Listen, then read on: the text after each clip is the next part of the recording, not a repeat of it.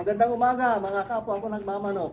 Ngayong umaga, tayo po ay naimbitahan ng isang customer natin na bisitahin ang kanyang backyard na broiler grow-out operations.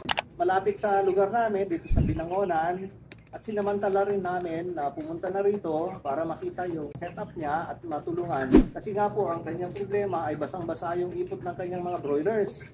Ito, kita niyo basang-basa. Ganito po, kung makikita niyo po yung ipot na narito ngayon, kita niyo dyan, siguro mga 85% ay tubig at 15% naman ay ipot. Ang nangyari po dito, yung po kanyang drinker ay tuloy-tuloy na tumatapon yung tubig kasi nga po, loose thread yung kapit ng water niya doon sa pinaka-base, kaya nagkaganito. So pag ganitong mga sitwasyon, mahihirapan po tayong tuyuin. Ang una natin gagawin, papatayin muna natin ang uod, tatanggalin ang amoy. Ganito po, gamit ang odor and fly powder, sasabuyan ninyo yung ipot.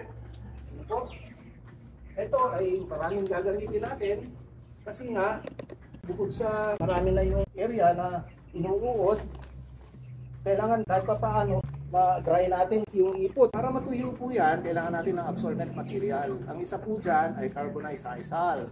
Pwede rin po ang buhangin. Sa pagkakataong ito, tutuyuin natin ang ipot gamit ang odor and fly powder lamang. Abangan niyo po sa susunod na video para malaman natin ang resulta sa linagyan natin ng odor and fly powder.